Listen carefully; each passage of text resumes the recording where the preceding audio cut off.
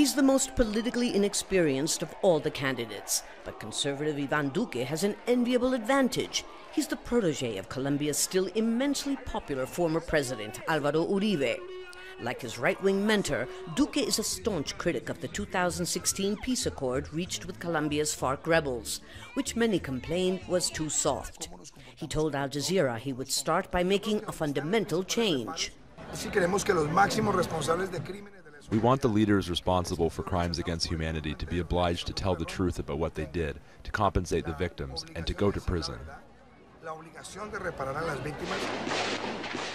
But that wasn't the original deal, and many feared changing it could reignite a war that lasted for more than 50 years. On the opposite extreme of the ideological divide is former Bogota Mayor Gustavo Petro, Colombia's first truly competitive left-wing presidential candidate.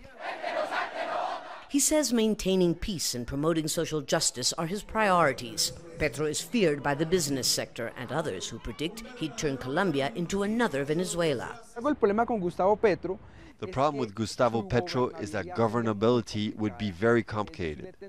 He would clash with the establishment, but Duque represents Colombia's past with war and the non-implementation of the peace accords. But there are other options, including Medellin's moderate former mayor Sergio Fajardo and center-right-wing former vice president Germán Vargas Lleras.